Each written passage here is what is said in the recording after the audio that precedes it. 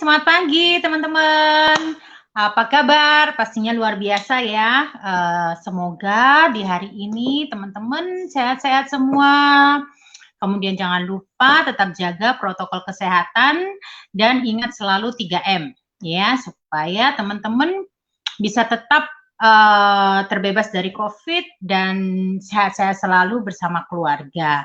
Nah, buat teman-teman yang mungkin hari ini sedang mempersiapkan perayaan Tahun Baru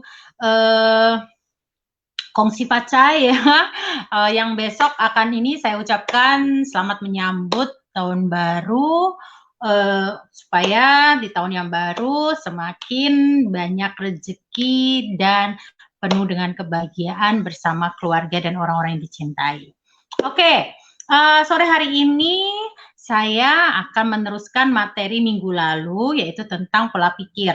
Jadi teman-teman mungkin seharusnya udah nonton ya video yang pertama. Kalau belum pun nggak apa-apa, bisa cek ada di fanpage Mam Kong CS ya, serial atau materi dari materi yang pertama.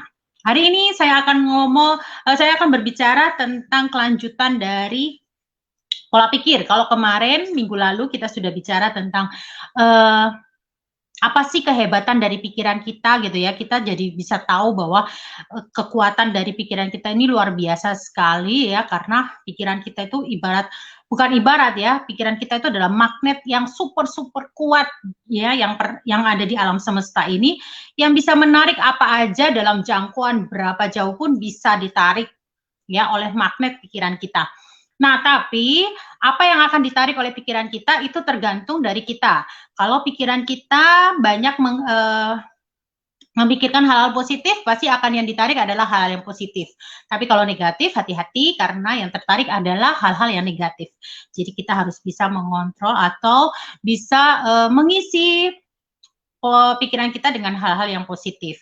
Nah, salah satu cara untuk mempunyai pola pikir yang positif adalah dengan cara mulai mengenali yang namanya mental block. Itu minggu lalu ya materi yang saya bawakan, di mana kita seringkali mempunyai mental block atau blok di dalam pikiran kita yang menghalangi kita untuk sukses atau bahkan menghalangi kita untuk berpikiran positif.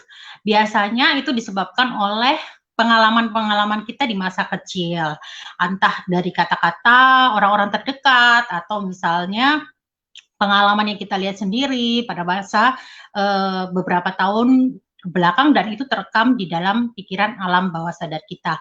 Nah, itu menjadi blok atau penghalang di dalam pikiran kita sehingga membuat diri kita kadang mempunyai hal-hal yang perasaan-perasaan atau pikiran-pikiran yang tidak baik ya, atau kurang baik. Misalnya contoh, jadi nggak pede, jadi kurang yakin kalau bisa gitu kan.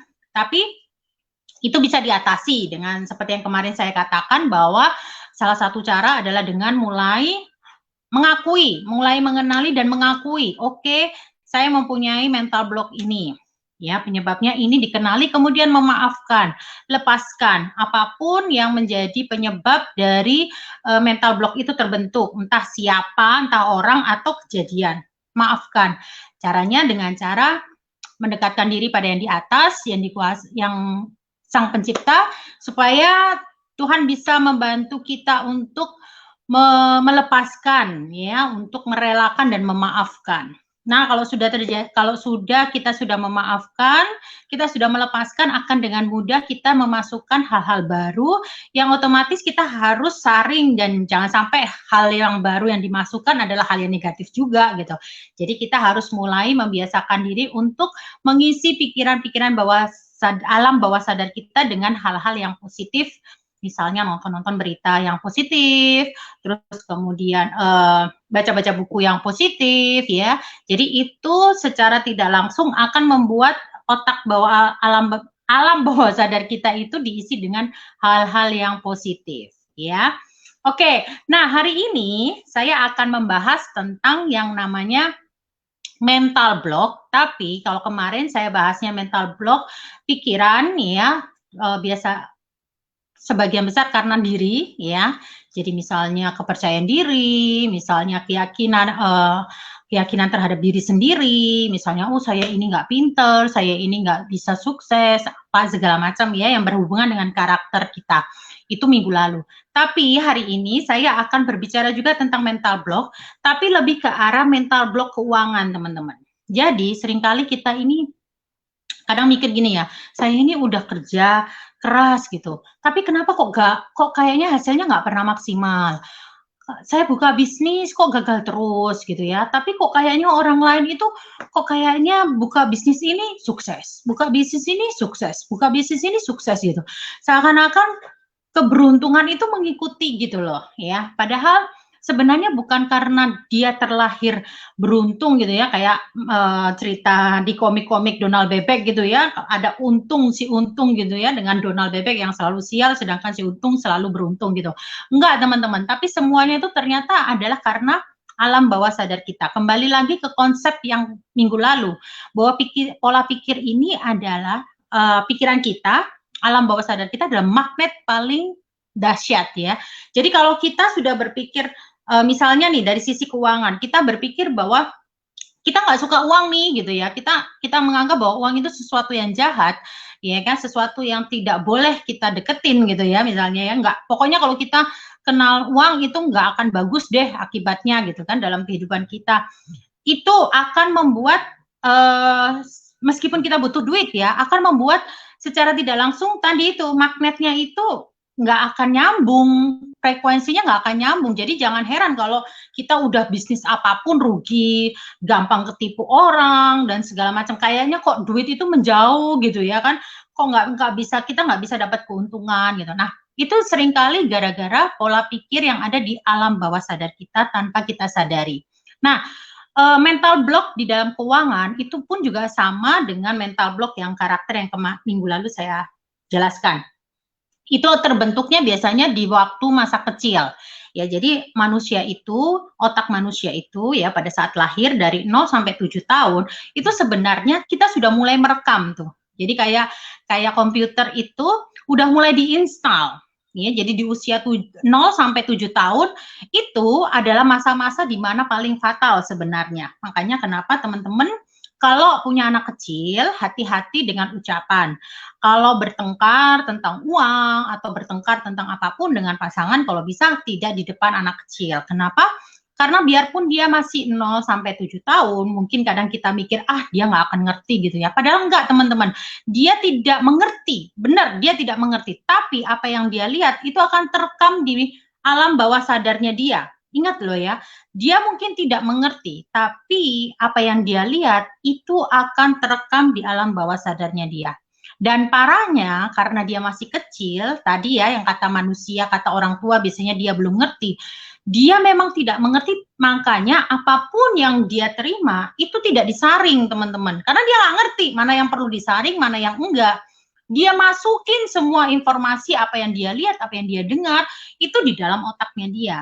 Nah, fatalnya adalah apa yang terekam itu akan membuat saringan, ya. Jadi kayak saringan, jadi kayak kesimpulan. Jadi di otak di bawah alam bawah sadarnya dia itu secara tidak sadar mengambil kesimpulan. Oh, berarti kalau misalnya nih contoh paling nyata. Misalnya teman-teman sering melihat waktu kecil sering melihat orang tua berantem gara-gara duit, gitu ya. Mama papa gitu sering berantem gara-gara duit gitu. Nah si anak ya, atau mungkin Anda sendiri ngelihat kejadian itu, Anda akan mengambil kesimpulan bahwa oh ternyata yang membuat mama papa saya bertengkar itu adalah duit. Jadi duit itu jahat karena dia bikin mama papa saya berantem gitu. Dia nggak ngerti bahwa papa mama itu berantem gara-gara tidak punya duit. Bukan karena ada duit makanya berantem, tapi sebaliknya. Tapi kan anak kecil nggak ngerti. Yang dia tahu adalah orang tuanya berantem gara-gara duit. Berarti yang jahat adalah duit. Duit itu adalah sesuatu yang membuat kita bisa berantem gitu ya. Lihat misalnya papa atau mama berantem sama saudara gara-gara duit, gara-gara uang warisan misalnya. Di dalam pikiran anak kecil, ya dia kan nggak ngerti, benar dia nggak ngerti. Tapi Apakah dengan tidak mengerti dia tidak menyimpan? No, teman-teman, dia menyimpan itu di alam bawah sadarnya dia. Dia akan melihat, oh ternyata om sama papaku bertengkar gara-gara duit. Duit lagi nih tersangkanya gitu kan, duit lagi nih yang jahat nih, padahal bukan gara-gara duitnya yang jahat, tapi gara-gara papanya nggak punya duit, butuh duit, omnya juga butuh duit, sehingga rebutan warisan, kan gitu sebenarnya. Tapi kan anak kecil nggak tahu, ya kan. Kalau misalnya nih lihat berita nih, pada saat kita orang tua lihat berita, terus kemudian muncul nih korupsi gitu ya, orang korupsi, atau misalnya ada orang jahat yang istilahnya orang serakah gitu ya kan, yang sudah punya duit tapi pingin duit gitu, terus kemudian kita lihat dan orang tua komentar, ih itu ya sudah kaya masih aja minta duit, masih aja mau korupsi gara-gara duit gitu ya.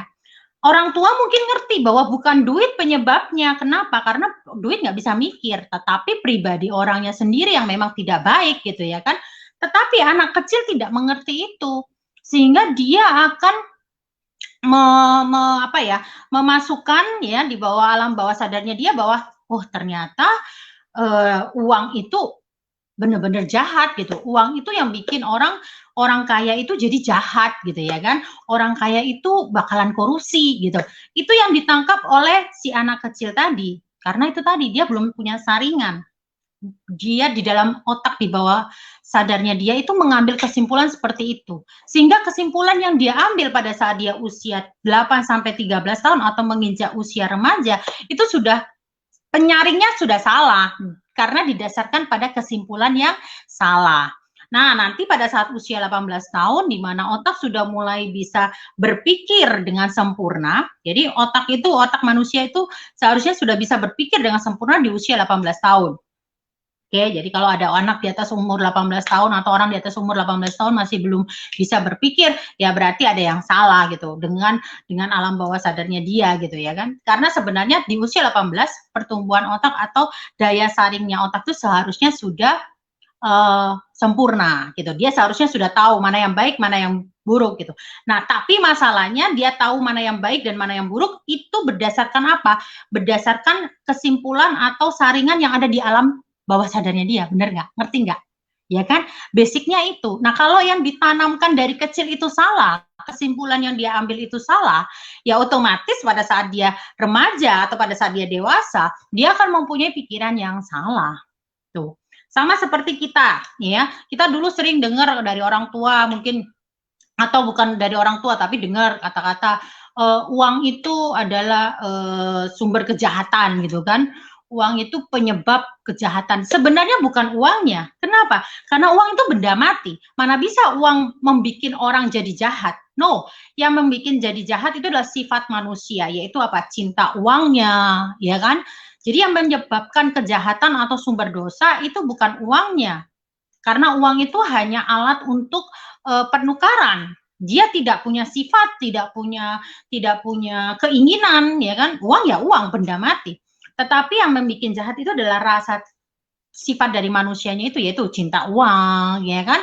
Terus kemudian rakus, seraka gitu ya, pingin untuk uang, dapetin uang dengan cara apapun, yang penting bisa dapet. Nah, itu yang bikin salah kaprah, yang membuat mungkin orang-orang yang sudah kaya jadi melakukan apapun gitu ya kan untuk jadi lebih kaya, atau mungkin orang jadi punya kesimpulan bahwa uang itu adalah sumber kejahatan gitu loh, penyebab kejahatan.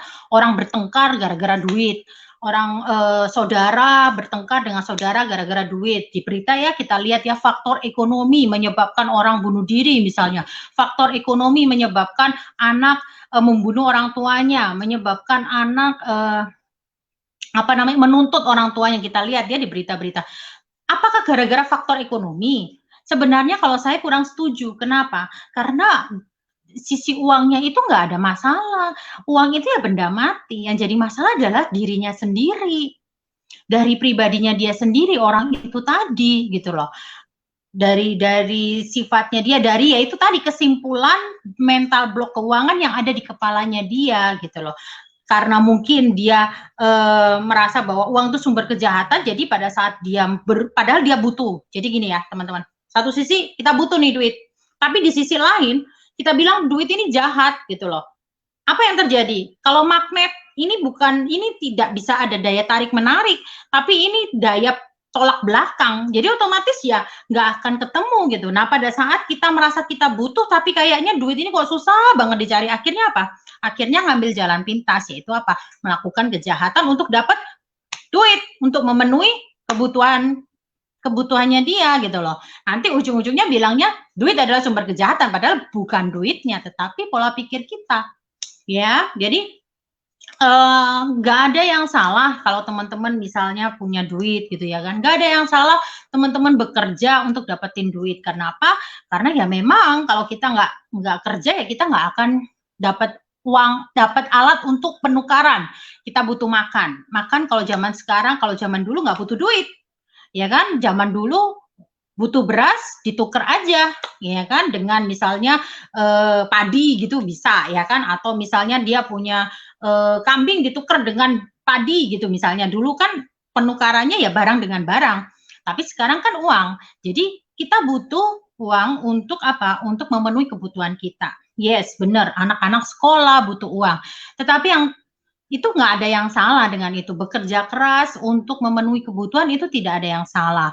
Tetapi akan menjadi salah pada saat kita menginginkan uang itu untuk hal-hal yang tidak baik gitu loh. Atau cara untuk mendapatkannya itu tidak baik. Itu yang jadi salah. Kenapa? Karena itu tadi akhirnya cinta buta. Cinta buta terhadap uang sehingga dia tidak mau tahu orang lain mau gimana, pokoknya saya dapat duit. Nah, itu yang salah. Tapi nggak ada salah untuk menjadi kaya. Ya.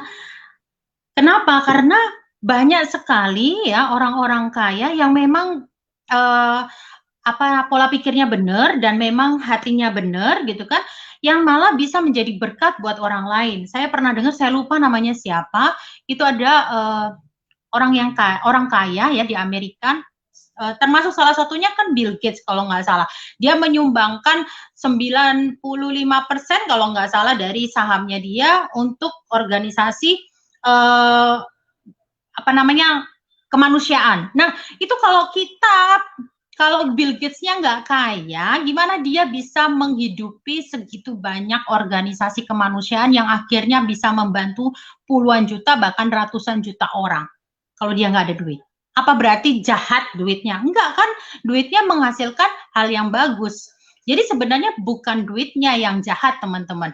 Bukan berarti kita kalau kita kerja untuk dapetin duit itu berarti kita berdosa, atau orang bilang duit tidak dibawa mati. Yes, duit tidak dibawa mati. Makanya kenapa kita tidak boleh cinta terhadap uang. Tetapi pada saat kita bekerja, terus kemudian kita memanfaatkan waktu yang Tuhan kasih, talenta yang Tuhan kasih untuk menghasilkan sesuatu, untuk menghasilkan uang. Karena kan zaman sekarang mau nggak mau ya harus pakai duit untuk menukar apapun. Untuk membantu orang juga kita butuh duit. Untuk membangun tempat ibadah, masjid, gereja butuh duit. Untuk membantu anak-anak yatim, untuk membantu janda-janda gitu kan, ya butuh duit gitu loh. Semuanya ya butuh duit gitu. Nah, yang penting itu adalah hasil dari uang yang kita pakai itu untuk apa? Itu yang akan dibawa, yang akan kita pertanggungjawabkan ke yang di atas gitu loh. Kita pertanggungjawabkan ke Tuhan. Pada saat nanti kita bertemu dengan Dia, kita bilang, oke Tuhan, kamu kasih waktu 1 hari 24 jam, ini yang aku lakukan. Ya, ini yang aku lakukan dan ini yang aku hasilkan.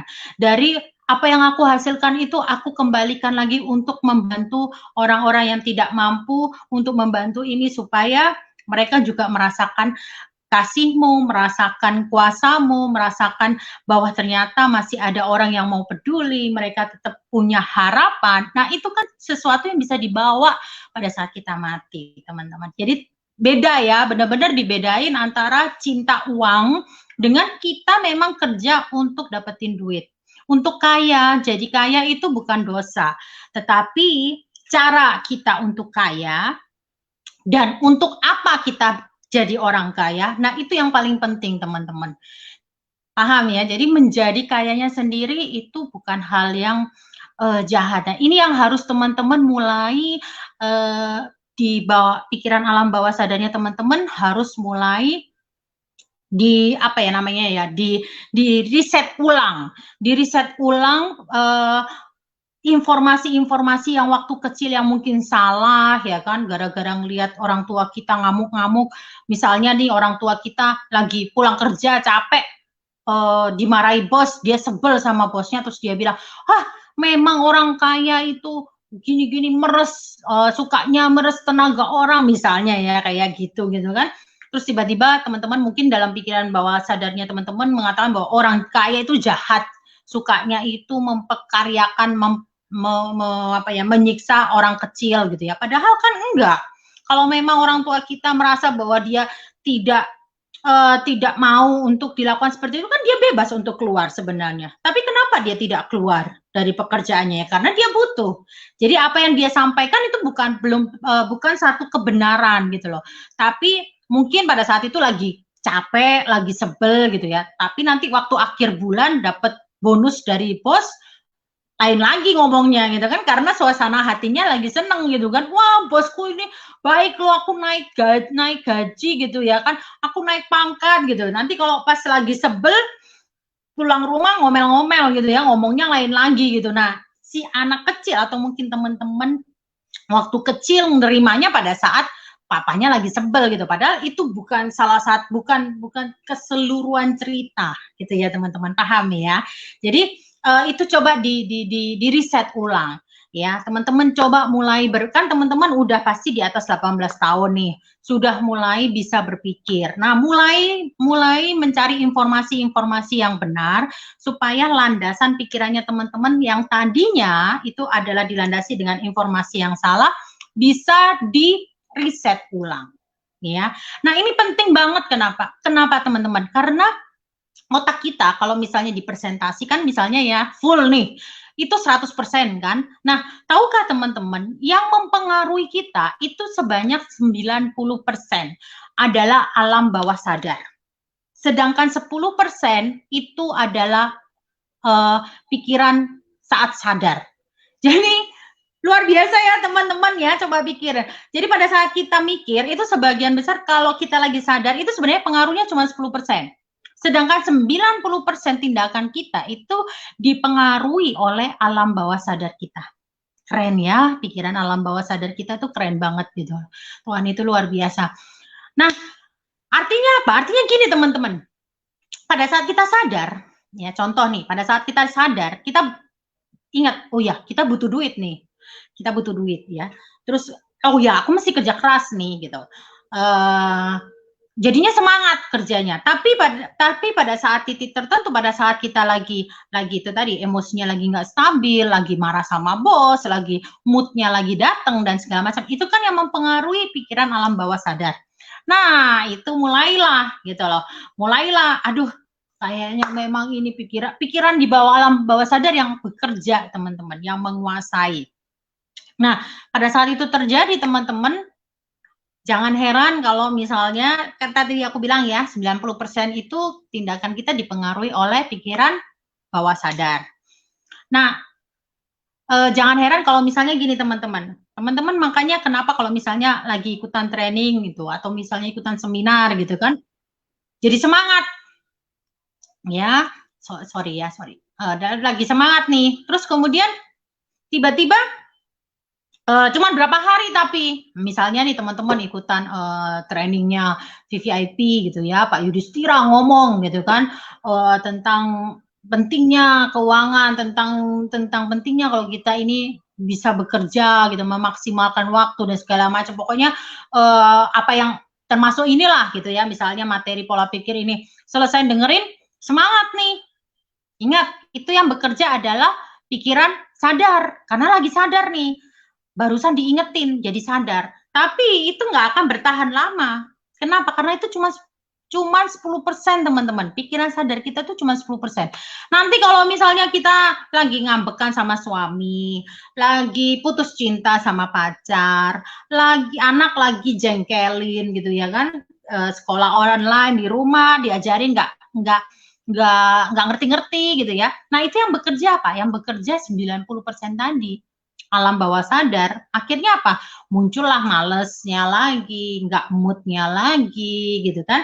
Kenapa ya? Karena itu 90% di dalam diri kita itu dipengaruhi oleh alam bawah sadar kita. Terus gimana caranya? Caranya adalah cuma satu, mulai dilatih alam bawah sadar ini supaya isinya itu benar-benar hal yang positif dan benar-benar hal yang membuat kita bisa konsisten. Jadi teman-teman, orang yang tidak konsisten itu biasanya karena alam bawah sadarnya dia masih terekam memori atau terekam informasi yang belum tepat. Makanya kenapa pada saat dia dalam kondisi kebanyakan dipengaruhi oleh alam bawah sadarnya dia yang berupa yaitu tadi tidak bisa konsisten. Tapi kalau teman-teman alam bawah sadarnya tahu, mulai dibiasakan bahwa oh ya, saya bekerja bukanlah satu apa ya, beban, tetapi saya bekerja karena saya memang suka bekerja. Ini adalah hal yang harus saya lakukan untuk saya gitu ya kan. Ini adalah hal yang baik untuk supaya saya bisa menghasilkan lebih banyak uang agar saya bisa membantu orang lain lagi gitu ya. Jadi itu yang terus ada di alam bawah sadarnya teman-teman. Otomatis pada saat teman-teman nggak mood pun teman-teman tahu, oh ya saya harus kerja. Sama kan kayak makan, minum, tidur, istirahat gitu kan. Itu kan sudah jadi rutinitas. Kenapa? Karena itu sudah terpatri di dalam alam bawah sadar kita bahwa oh ya kalau lapar perut koncongan harus makan. Bener nggak? Ya kan? Nah, kalau itu otomatis pada saat sudah mulai lapar makan. Otomatis ya kan. Jadi itu yang harus mulai diubah dalam pikiran alam bawah sadarnya teman-teman. Oke. Slide yang berikutnya, Pak. Yang kedua, untuk yang live di IG mungkin nggak kelihatan slide-nya, nggak apa-apa, ntar bisa lihat ini. Ya, jadi pikiran mana yang paling pengaruh? Itu 90% adalah di bawah sadar kita. Jadi kalau misalnya di bawah sadar kita sudah bilang bahwa uang itu bukan segalanya, ya kan? Uang itu tidak dibawa mati, hal seperti itu. Uang itu sumber pertengkaran, orang kaya itu pelit, orang kaya itu penindas, pokoknya yang jelek-jelek deh tentang orang kaya, terus kemudian merasa bahwa mencari uang itu nggak perlu, nggak penting-penting amat gitu. Ya pasti otomatis pada saat teman-teman ada mood atau kejadian yang membuat teman-teman alam bawah sadarnya itu yang bekerja, bukan alam sadar, pasti teman-teman akhirnya nggak mau kerja. Buat apa sih gitu. Toh duit nggak dibawa mati. Pasti itu yang akan muncul gitu loh. Nanti kalau dengerin motivasi, dengerin ini baru ingat lagi, oh iya ya, aku butuh gitu. Nah itu terjadi kenapa? Dan itu akan berulang-ulang terus seperti itu, bener nggak ya kan? Kenapa sih kok aku ini hidup ini kok kayaknya kayak apa ya, orang kalau bilang itu istilahnya panas-panas tai ayam gitu kan ya. Kalau dengerin seminar gitu ya kan, wah semangat. Nanti kalau sudah habis itu nggak lama sudah nggak semangat lagi gitu kan. Ya kenapa ya? Karena itu gitu loh, di alam bawah sadar yang tadi saya sampaikan, di alam bawah sadarnya teman-teman menganggap bahwa teman-teman bekerja itu uang itu bukan nggak perlu dicari gitu loh. Kalau sudah bisa cukup makan ya udah gitu loh, nggak perlu usaha lebih. Nah kalau hal-hal itu terpatri di dalam bawah sadarnya teman-teman, ya teman-teman akan susah untuk bisa sukses, untuk bisa kaya gitu ya, yang akan susah. Kalau teman-teman pingin punya cita-cita atau punya tujuan, oh bangun apa namanya tempat ibadah misalnya ya kan, nah, itu akan susah gitu loh. Kenapa ya? Karena itu tadi gitu. Gimana mau kerja, gimana mau semangat kerjanya kalau teman-teman sudah berpikiran di alam bawah sadarnya teman-teman percaya bahwa uang itu nggak perlu cari uang gitu loh. Uang itu hanya perlu dicari pada saat ada tagihan masuk. Uang itu hanya perlu dicari pada saat anak sudah mau bayar uang sekolah, misalnya kayak gitu ya berarti teman-teman nggak akan bisa dapetin lebih, nggak akan punya effort, nggak akan punya kemauan untuk ngejar yang lebih supaya impian-impian yang tadi itu bangun tempat ibadah, kemudian membantu orang lebih banyak lagi, mengumpulkan amal lebih banyak lagi, itu nggak akan kepikiran teman-teman. Ya, jadi itu semua sumbernya adalah di pikiran alam bawah sadar kita. Jadi makanya teman-teman harus mulai ngubah nih pikiran alam bawah sadarnya dengan cara apa? Dengan cara sama seperti minggu lalu ya. Jadi mulai dikenali apa sih yang bikin aku ini sebenarnya kok kayaknya nggak bisa sukses gitu ya. Coba dipikirin lagi, mungkin ada mental block di sisi keuangan yang sebenarnya terekam kuat di pikiran alam bawah sadar kita. Nah, itu coba dikenali, terus diakui dan disadari bahwa oh ya, ini informasi yang kurang tepat.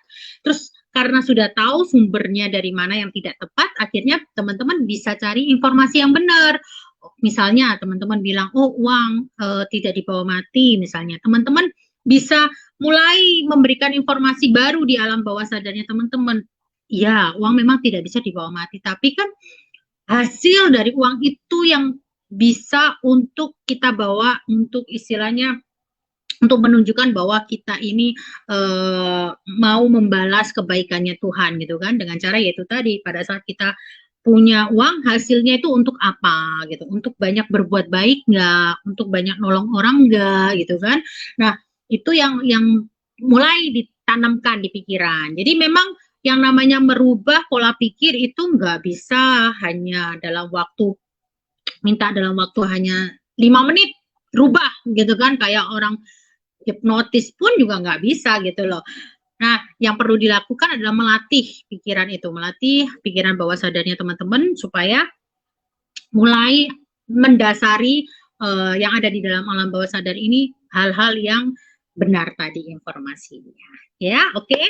Nah, coba teman-teman mulai dengan cara gini teman-teman, kalau saya bisa kasih saran. Mulai teman-teman ya tadi ya, pertama kenali mental block keuangannya itu apa sih sumbernya, terus kemudian informasi yang salah itu mulai dicari informasi yang benernya gimana, dan itu mulai dimasukkan ke dalam pikirannya teman-teman. Terus setelah itu teman-teman mulai membayangkan, mulai karena gini, pertamanya kan teman-teman mempunyai informasi yang salah itu karena melihat hal yang teman-teman pikir itu kejadiannya, padahal kan enggak gitu. Nah, sekarang diganti dengan mulai membayangkan hal-hal yang positif. Artinya gini, misalnya teman-teman bisa membayangkan kalau misalnya aku punya penghasilan 30 juta sebulan, apa yang akan aku lakukan? Apa yang akan aku pakai untuk apa? Hasil yang itu tuh untuk apa gitu ya kan? Coba di list berapa banyak kebaikan yang teman-teman bisa lakukan, berbagi kebaikan berapa banyak yang teman-teman bisa lakukan dengan penghasilan seperti itu, membahagiakan orang tua, terus misalnya membantu orang tua nyekolahin adik, terus kemudian misalnya membantu saudara yang mungkin anak yatim misalnya, atau mau mulai menabung untuk membantu panti asuhan, untuk membangun, misalnya mulai menabung untuk membangun tempat ibadah misalnya ya kan, memberikan sumbangan gitu. Hal-hal seperti itu coba di list ya, di list supaya apa? Supaya teman-teman melihat kalau yang tadi waktu kecil teman-teman melihat sesuatu yang salah ya kan, yang memberikan informasi salah, sekarang caranya ya melihat yang ada di dalam tulisan itu untuk direkam di dalam otaknya teman-teman, di bawah pikiran alam bawah sadarnya teman-teman, supaya itu yang terpatri. Oke, saya mau kejar 30 juta karena ini nih, berapa banyak orang yang bisa saya bahagiakan dengan uang segitu gitu. Nah, jadi nggak ada salahnya punya 30 juta itu wajib gitu lah. Istilahnya punya penghasilan 30 juta itu worth it gitu ya kan, bukan sesuatu yang dosa, bukan sesuatu yang salah, bukan sesuatu yang bikin aku jadi jahat, enggak, malah sekarang dengan penghasilan 30 juta kalau aku punya, aku bisa bantu banyak orang seperti itu, bisa mengumpulkan amal lebih banyak. Nah itu yang direkam di alam bawah sadarnya teman-teman. Butuh waktu teman-teman, makanya teman-teman kalau memang mau harus punya tekad, harus punya kemauan benar-benar lakuin rutin setiap hari untuk mengingat itu terus. Karena ingat, kejadian atau hal yang teman-teman terekam di dalam teman-teman, informasi yang salah itu pun itu terulang-ulang terus teman-teman lihat waktu teman-teman masih kecil. Makanya membentuk satu kesimpulan, karena itu tadi ditumpuk gitu kan. Sama, ini juga hal yang sama, tapi yang ditumpuk informasi yang berbeda gitu. Jadi teman-teman harus setiap hari, saya sih sarankan itu sebelum tidur sama bangun tidur ya, habis doa, misalnya sebelum tidur, sesudah doa malam gitu ya, atau apapun, kalau misalnya teman-teman punya punya kebiasaan doa seperti apa. Nah, sebelum tidur itu bagus banget untuk ini karena kejadian sebelum tidur itu biasanya akan terekam di bawah alam bawah sadar kita. Makanya kenapa kalau sebelum tidur itu sangat disarankan untuk tidak menonton hal-hal yang menakutkan, menyeramkan. Itu yang kadang bikin kita jadi nggak bisa tidur. Nanti bangun pagi kepalanya sakit. Karena itu tidurnya jadi alam bawah sadar kita terganggu oleh memori terakhir yang kita lihat atau kita dengar. Makanya kenapa disarankan untuk mengisi hal-hal yang positif, dengerin lagu-lagu yang positif, terus kemudian lagu-lagu rohani misalnya, terus kemudian mulai baca itu tadi impian tadi, teman-teman kalau punya 30 juta mau ngapain sih, itu mulai dibaca. Oh iya ya, sambil membayangkan, sambil teman-teman bayangkan, oh ya kalau aku punya duit segitu, wah baca mamaku gimana ya kalau nanti aku punya penghasilan segitu terus dia aku ajak untuk umroh misalnya. Nah, itu akan membuat rekaman di dalam alam bawah sadar. Lakukanlah pada saat teman-teman mau tidur. Terus kemudian hal yang bagus, waktu yang bagus juga untuk mulai mengisi alam bawah sadar kita itu adalah di waktu teman-teman bangun tidur. Jadi pada saat bangun tidur, ya biasanya kan pasti kita nggak langsung bangun ya, pasti kita masih tidur di setengah sadar gitu kan, sadar sih sadar tapi mata masih ketutup. Nah itu adalah sebenarnya alam bawah sadar kita sudah bangun tuh. Nah itu saatnya untuk ngomong ke diri sendiri, iya ya kalau aku punya duit segini itu nanti buat ini, nanti bisa buat bantu ini, bisa buat bangun ini, bisa buat nolong ini, nolong siapa gitu ya. Nah itu disampaikan, diulang lagi pada saat teman-teman baru bangun tidur ya. Jadi kalau bisa baru bangun tidur jangan langsung lihat, wih FB-nya, wall-nya orang gitu ya, teman-teman gitu yang lain, terus lihat gosip gitu ya, jangan gitu loh. Nggak ada urusannya dengan teman-teman gitu. Kehidupan orang lain tidak berurusan dengan teman-teman kan gitu loh. Jadi lebih baik teman-teman menata pikiran alam bawah sadarnya dia, alam bawah sadar sendiri gitu daripada ngurusin kehidupan orang lain gitu. Karena nggak ngefek kehidupan teman-teman. Jadi pada saat teman-teman mau masih di tempat tidur ya, coba itu diulang lagi apa yang diomongin, hal positif yang dibaca ya kan di saat sebelum tidur itu diulangi lagi pada pagi hari. Nah itu momen sangat bagus untuk kerjanya alam bawah sadar itu di situ. Karena biasanya kalau sudah siang kita sudah sadar itu biasanya yang menguasai adalah alam sadar gitu ya. Apalagi kalau ketemu dengan berbagai macam hal agak susah untuk mengisi alam bawah sadar kita dengan benar-benar. Jadi momen paling bagus adalah di waktu mau tidur sama baru bangun tidur. Nah, itu bagus untuk mengisi hal-hal positif di alam bawah sadar kita. Itu teman-teman ya. Dan yang pasti yang terutama jangan lupa adalah selalu minta petunjuk yang Maha Kuasa Sang Pencipta melalui doa. Apapun agama teman-teman, berdoalah supaya diberikan kekuatan dan juga diberi jalan. Oke, kemudahan untuk bisa benar-benar mengubah alam bawah sadarnya teman-teman. Tapi sekali lagi, teman-teman nggak bisa kalau cuma doa, tapi teman-teman nggak melatih. Karena bagaimanapun juga butuh respon dari kita. Sang Pencipta pun itu mau membuat mukjizat itu butuh respon kita, ya. Jadi harus dua belah pihak. Oke, jadi itu pesan saya teman-teman, itu tips saya dan semoga materi yang saya bawakan hari ini bisa bermanfaat buat teman-teman dan bisa teman-teman praktekkan supaya semakin banyak orang sukses di Indonesia, supaya semakin banyak orang yang terbantu, semakin banyak, semakin bagus perekonomian negara Indonesia, sehingga bangsa Indonesia jadi lebih maju, lebih banyak orang yang makmur, lebih banyak orang yang tidak berkekurangan, dan Indonesia bisa menjadi bangsa yang besar dan bangsa yang takut akan Tuhan. Oke, nah jangan lupa bentar lagi ada acara lagi kan, ya. Jadi siap-siap nanti jam 8 akan ada lanjutan acara melalui Zoom. Ya, silakan kontak leader-leadernya untuk minta link Zoom-nya. Oke, sekian dari saya dan jangan lupa video materi pola pikir itu hanya akan tayang 1 kali 24 jam. Jadi setelah itu akan ditarik penayangannya. Jadi jangan sampai ketinggalan. Kalau misalnya teman-teman punya member dan punya tim, bisa dikasih linknya, disuruh follow fanpage Mam and Kong JS dan juga IG Mam Kong JS untuk belajar sama-sama supaya semuanya bisa mempunyai pola pikir yang benar, semuanya bisa jadi orang sukses, semuanya bisa menjadi berkat bagi banyak orang. Oke, sekian dari saya. Terima kasih dan jangan lupa jangan jaga kesehatan dan ingat 3M. Dadah. Muah.